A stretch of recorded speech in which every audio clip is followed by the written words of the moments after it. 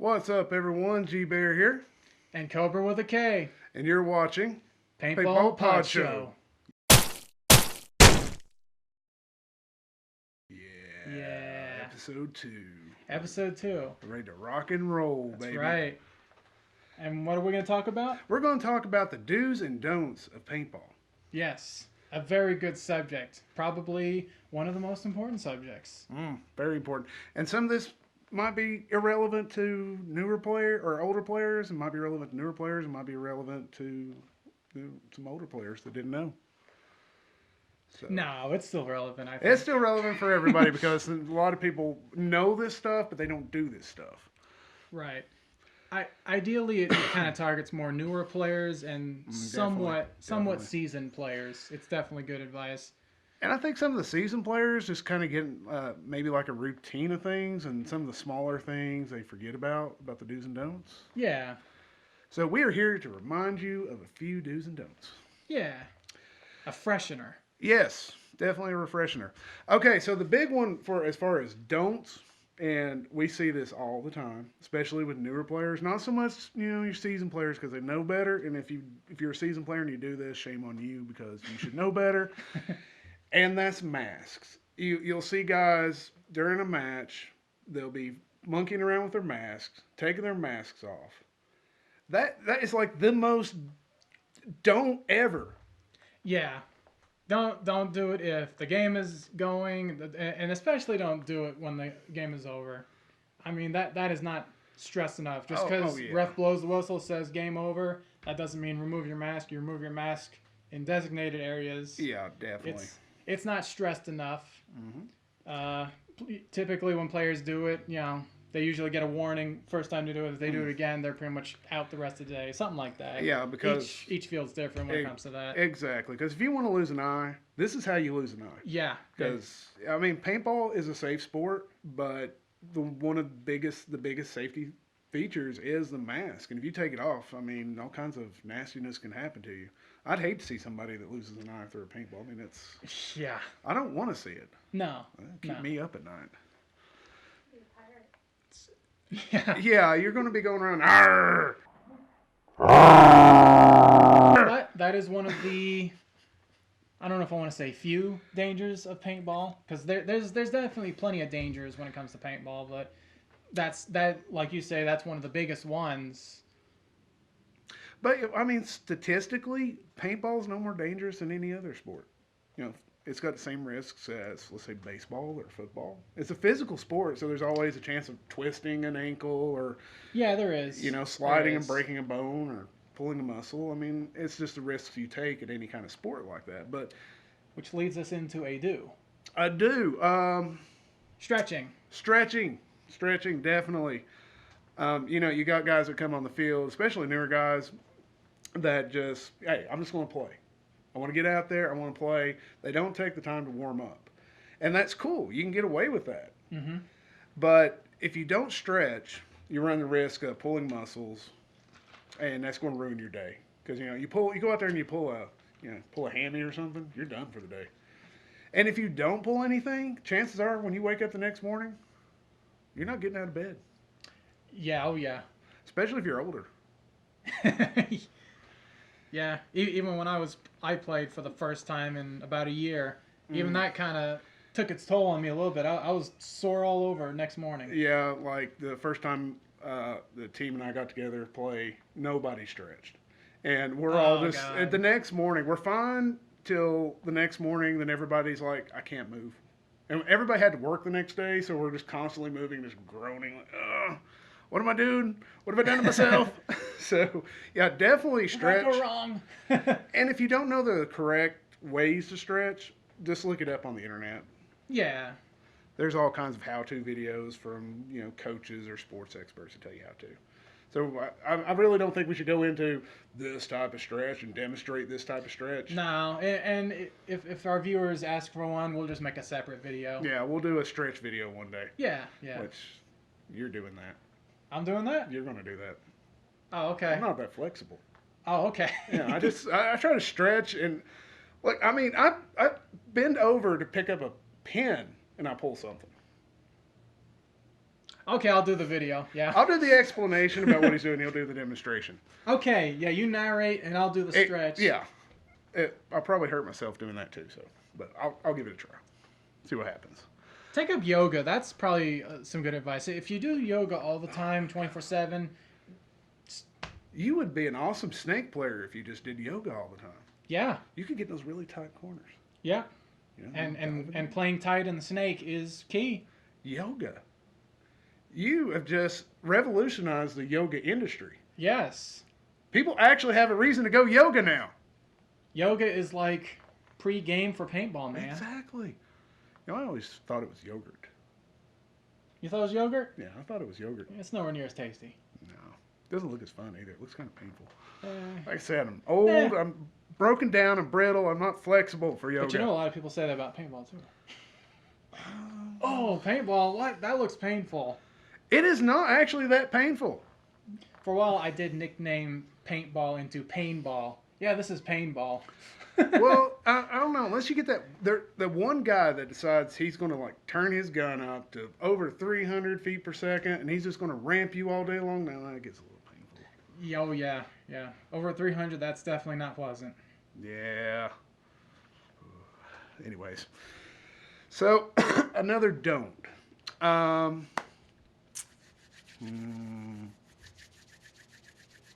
Don't use CO2 in electronic markers. That is another big one. A lot of more experienced players obviously pretty much know that, but of course. Yeah, you'll have guys that are that don't know, or they'll be first time on the field, and I forgot my tank, or I don't know any better. I'm just going to screw this CO2 tank in here and run with CO2. It's air. It'll shoot. Exactly. A lot of people wouldn't think, whatever, CO2, compressed air, shouldn't matter. It's as long as it shoots. They wouldn't think it would hurt their it would hurt their electronic marker. Air's air. Yeah. But if you use CO2 on an electronic marker that's designed for high pressure air, I really hope you like changing out O-rings and buying boards. Yeah. Because you're going to. Oh yeah. It's just going to tear those O-rings up, and it's going to mess your board up, and then especially if you have like a $1,200 or $1,500 high-end gun, it's just not worth it because those boards, you're looking at what? Well, Hundreds of bucks. Yeah. Boards typically cost 100 to maybe 400. I don't know. I don't think they ever cost that much. No, they're probably some of the higher end boards may be a little over 100. It just depends on what kind of marker you got and how old it is. But do use compressed air. Yes, absolutely. It's better. It's cheaper. All fields have it. Just use compressed air. It's just way better. It's better even for your electro-pneumatic guns. So, does everybody know the difference between high pressure air and CO2, what the differences are? That would be a good one to discuss. Okay, CO2, it's basically in the tank in the liquid form, and it has to do whatever CO2 does, make a gas. And the biggest problem with CO2 is the temperature. If you go out and it's really cold outside, you're going to get really inconsistent fluctuations with the pressure. With the velocity. Velocity. So you go to chrome your gun, you got it set. Next thing you know, you're set at, let's say, 285. And then maybe after 10, 20 minutes, you're shooting like 230. You're barely shooting balls downrange. And in the summertime when it's hot, let's say you do the same thing. You chrome your gun at 285. Next thing you know, you're shooting 300, 320. And then the refs are not going to be happy with you. Yeah. So they're going to say, why did you chrome your gun? Pretty much. Yeah, I've not had that happen or anything like that. Ref, it's 285. Yeah. So, CO2 is very inconsistent. Pretty much no matter when you're using it. Exactly. It is cheap and effective, yes, but in the long run, it's not really the best for your paintball marker. So stick with compressed air. Like G Bear says before, it is cleaner. It's more consistent. Get more shots out of it. Yeah, if you're one of those environmental friendly people, yes, definitely use compressed air. I mean, it's the same air you breathe. They just put it through a compressor and into your tank, and you're good to go. So definitely HPA. And a lot of And a touch up on that, a lot of people are probably wondering. They probably just thought of this question because I just did. Yes, paintballs are biodegradable. They do, yes. They turn into a hot mess while they do it. They do, but they do. They, they swell up and they turn to jello and they're nasty. And you slide all over the field on them. It's just, I don't like it. Which brings us to our next don't. Don't trip on your own balls. Yes. Now, that's not a very common thing to happen. But it happens. It does happen. There you are. You're in the middle of trying to shoot someone, keep someone down, whatever, and you're doing the number where you grab a pod and you're trying to reload, and you're just like, and 140 rounds in a paintball pod. Let's say 120 of them go over the hopper and not inside the hopper like it's supposed to. Next thing you know, you got paintballs on the ground, and when we try to make a move, then that's how you trip on your own balls. And if you don't, somebody else is going to, because you run into a bunker, you're not looking down at the ground. You're not seeing that there's 150,000 spilled paintballs because speedballers don't know how to hit their hopper, speed feeds, and yeah, y'all are messy. That's what y'all are, messy. No, I mean, I can't say I've never not done it. So, but yeah, definitely. And it's going to happen. That's where, you really want to maybe wear some cleats or some really good tennis shoes so you don't slip and slide all over the place. Because you got players that are going into those bunkers and they're busting them, and the oil and everything's just going to make it greasy and slick. So it's definitely something you want to keep an eye out for. Oh, yeah, absolutely. Because it can lead to some pretty embarrassing moments. You're going to get laughed at. Oh, yeah. Speaking of paint, one of the do's is when you go into the field shop and you're buying your paint, always inspect it. Inspect the bags and make sure you don't have any broken paint inside. Mm-hmm. And if you can grab a bag out of there. Let's see here what we got. Yeah. Was it the front bag? Yeah. There we go, people. Let's see if we can see that. There's a little paint right there in my fingers. So if it looks anything like this, ask your pro shop owner dude to replace it for you. And they will. They will. They're not going to tell you, oh, it's just one ball busted in there. Yeah. You just take it. No, I mean, you're spending like $45 on this stuff. Yeah, this stuff's not cheap. I mean, the cheapest usually is like $30-$40, and even that's kind of like, Yeah, so you don't want like a bunch of broken paint in there. I mean, you're paying for perfect paint. And the reason you don't want messy balls is because when you're shooting your target, instead of the paintballs going straight like they're supposed to, like shooting ropes, so on and so on, they're going to be going all over the place like a crazed Apex barrel. Yes.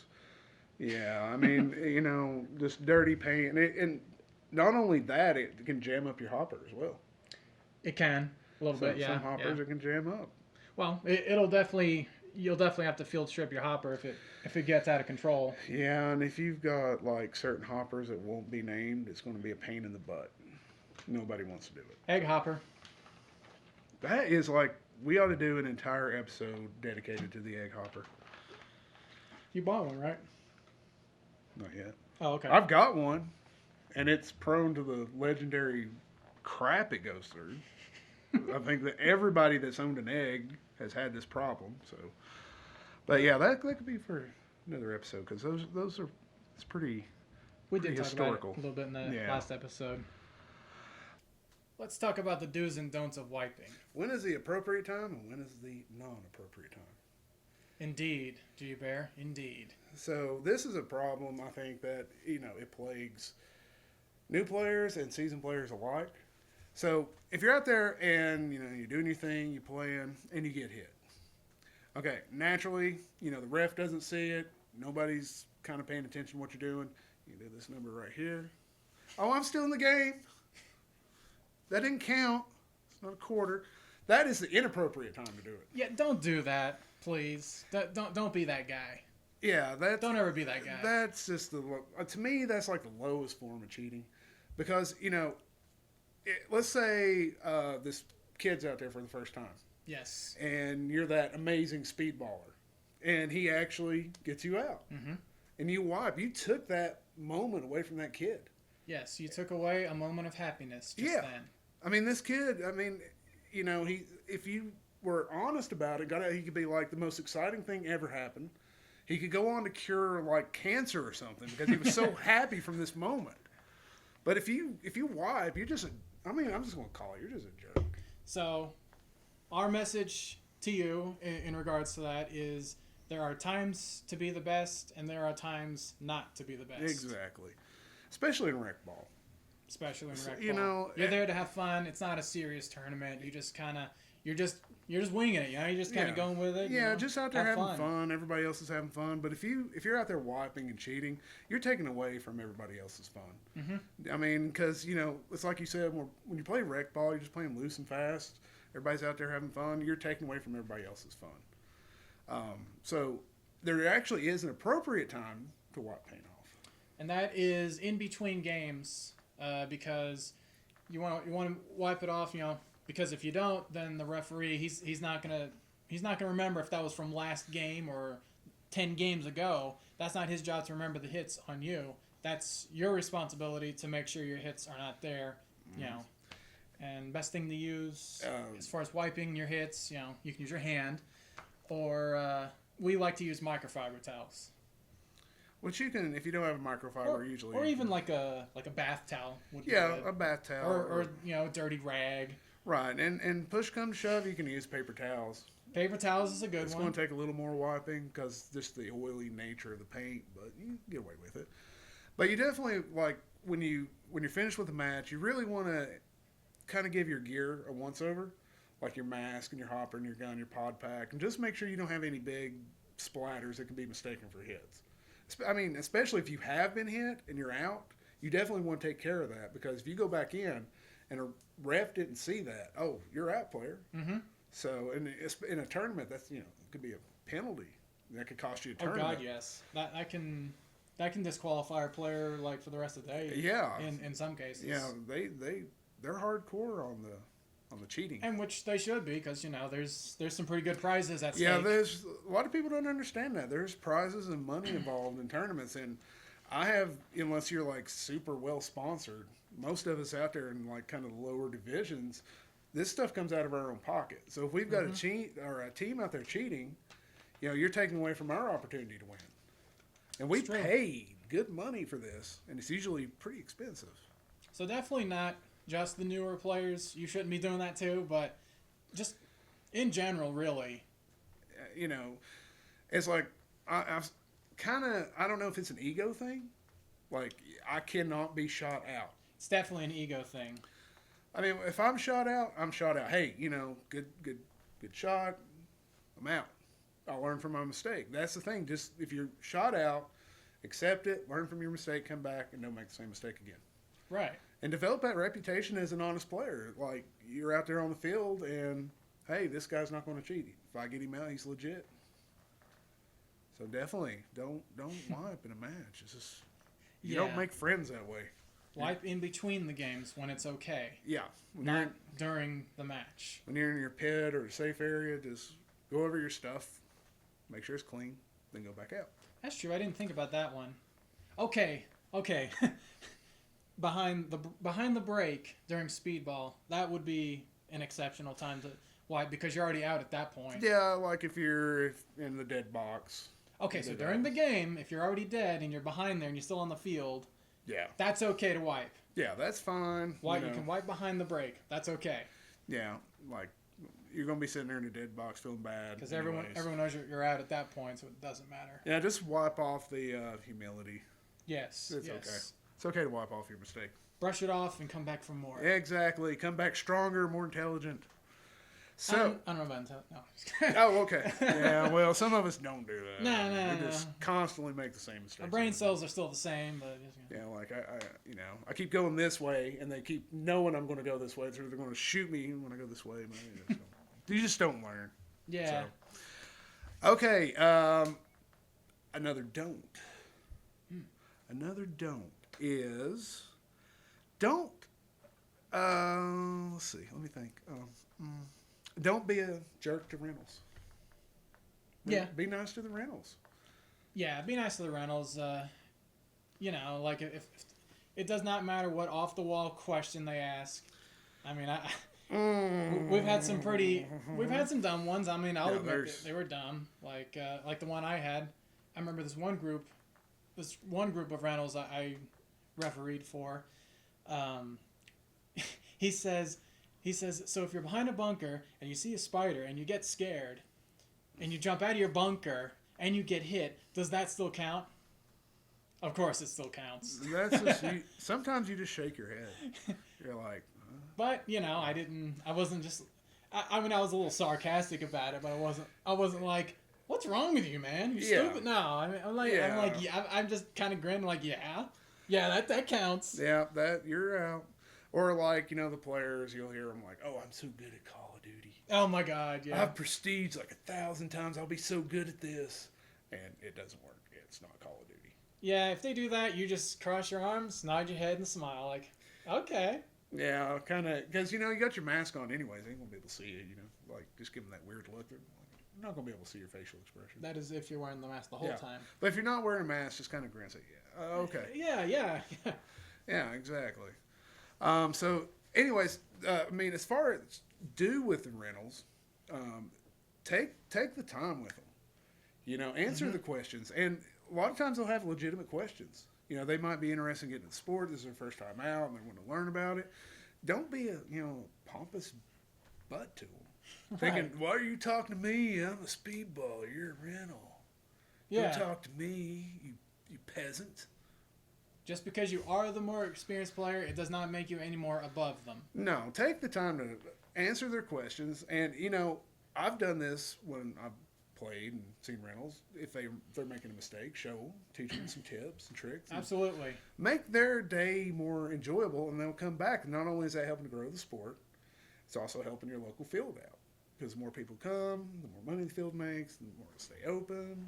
And that's a very good point, you know. Show them the ropes, you know, show them anything and everything you can about the great sport of paintball. That way they'll learn to appreciate it more, and they'll come back a lot sooner. Definitely. Because if they're out there having a good time, they're going to come back, and you never know. You know, you might have the next Oliver Lang in the making. Never know. Or Chris Lasoya. Yeah. Ryan Greenspan. Greg Hastings. Yeah. But I don't know if you could. Yeah, that's a legend. So. But still, I mean, you don't know. If you're out there just being a jerk, you're overshooting them, you're just giving them the cold shoulder and being a smart aleck, I mean, they're not going to come back. They're going to be done. They're like, why am I even wasting my time? I wanted to try this. This is the way they treat me. I'm not coming back. So be nice to the rentals. I mean, you know, we always have the rental jokes. You know, I'll like when the team's out, like I'll see a bunch of rentals, I'll be like, ooh, rentals. And that kind of goes into, and this is a very, very broad thing to cover, but basically that's kind of a small part of it, which is don't give the sport a bad name. Exactly. And being like that towards newer players, to me, that is giving the sport a bad name. Yeah, and another thing about, speaking of giving the sport a bad name, and you've seen it on the news, I'm sure everybody has. Oh, yeah. Of just people going around just having these, like, paintball wars out in the street. Or they'll be doing drive-bys. They think it's like a funny prank, and they're terrorizing people with these paintball guns. And this is how paintball gets outlawed in communities. I mean, look, I think it's around, you know, it used to be big around Johnson City, and now it's not. You know, it used to be big in our area. But because, you know, some guys went out there and made fools of themselves. Mm-hmm. Well, okay, we're not going to allow any kind of paintball equipment to be sold. So it's pretty much outlawed just because a couple of people thought it was funny. So don't do dumb things like that. Right. I mean, you're just really making it bad for everybody else. So basically, play the game the way it was meant to be played. Don't be a pompous butthole, like he said. Yeah, don't be. And you know, just go out there and have fun for the love of the game. For the love of the game. I mean, it's a beautiful game. It really is. Oh yes. Yeah, I mean, I recommend everybody give it a try once. I mean, it's one of those things though. It is a beautiful game, but you're either going to like it or you're going to hate it. And if you like it and you get hooked on it, you're hooked on it for life. without a doubt, paintball's not for everybody, but everybody should try it at least once in their life. Yeah, definitely. Give it a go. I mean, if you don't like it, okay. If you do like it, welcome aboard. Another do, and this goes back to, I guess you could call pregame prep, is to hydrate and fuel up. Hydrate and fuel up, especially if it's really hot outside. And, you know, how many people just kind of don't think about that? You know, I need some water. I need, you know, even a Gatorade or sports drink. Or that you see them, oh, I've got this soda. I'll be good. No. Yeah, don't drink soda. Don't really drink anything like carbonated. Yeah, really the sugary stuff, carbonated stuff. Water's actually the best thing for you. But when I mean, yeah, granted, the matches aren't that long. What, about 3 minutes? But when you're out there running around at a high speed and doing what you do, playing whatever, you're playing rec ball, wood ball. You're typically doing work. You're you know, you got the equipment on, the gear and stuff. So, you know, that adds to the sweat. Oh, God, yeah. Especially if you're wearing a jersey and it's 95 degrees. Oh, my God. If it's a black jersey, it's like a sauna. I've made that mistake. That was back when I played a lot of woods ball. I'd be decked out in black. Oh, yeah. It's like... I made sure to stay in the shade a lot, but when I came back to the pro shop, I was buckets of sweat. Oh, yeah. And it's like you're trading off protection, because, you know, your jersey's padded, versus I don't want to burn alive. Right. You know, I don't want to turn into this shrivel up prune later. So it's a trade-off. But if you stay hydrated, you don't really have to worry about the trade-off so much. Yeah, so very, very important. Not stressed enough, but stay hydrated, please. And definitely, and people probably may not think about this, get plenty of fuel in yourself. Get some carbs, whatever you need to do to fuel up for the match. Because, believe me, trusting from personal experience, it's not a good thing. You know, if you don't eat before you go, you're running around thinking, oh, I'm doing good, I'm playing hardcore. Next thing you know, you're in your teammate's car, dying. Mm-hmm. It's a true story. Then your teammates are coming over and are like, you okay? No? All right, we're going to go finish this match. See you later. And speaking of refueling, keep your compressed air tanks, or CO2, whichever you're using, keep them aired up, like either after every game or every other game. Definitely. Because it does not matter how much your tank holds. It's going to run out eventually, and if you slack on that and you let it go some rounds, next thing you know, your balls are dropping off the gun. Or you're just completely running out of air. I mean, you know, it's easier doing rec ball. I think in tournaments we're more conscious about it because, you know, we don't want to run out of air in that key moment. But I think when we're playing rec ball, we think, well, we're not really shooting that, you know, we're not shooting that fast, we're not using that much air, and before you know it, you're out of air. And I've actually been in a match where it started off the match, I started getting, you know, the drop off, and then all of a sudden I'm useless. I'm just a dead man. Absolutely.